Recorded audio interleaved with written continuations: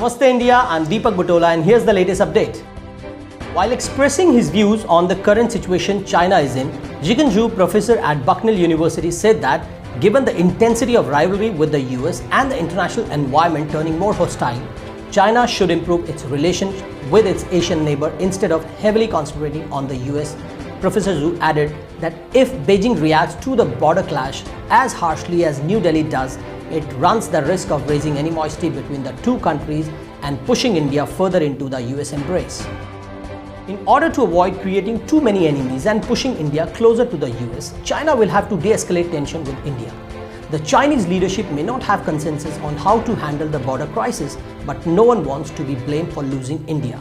The professor said that China must deal with a nationalistic neighbor India prudently, as calls for boycotting Chinese goods and cancelling contracts with Chinese businesses grow very louder in India following the Galwan Valley showdown. He further said that China needs to improve its relationship with India because it already has frosty relationship with Australia and Japan, faces challenges in the South China Sea, Taiwan and Hong Kong, and is experiencing the lowest point in its relations with US and Canada. As the two largest developing nations, India and China share many interests such as promoting domestic growth, safeguarding regional stability, combating persistent poverty, and dealing with climate change. He noted both also desire to play a very active role in international affairs. Their common interests obviously outweigh their differences. The last thing they need is a war which would doom both their domestic and international ambitions, he added.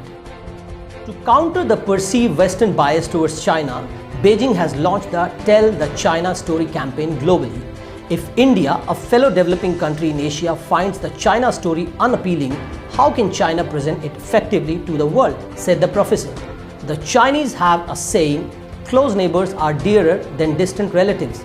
Instead of a US-centric foreign policy, China should pivot to Asia now, with India being a critical component of this new diplomatic approach, he added. That is all for tonight. Please log into www.indsamachar.com for more news. Thank you.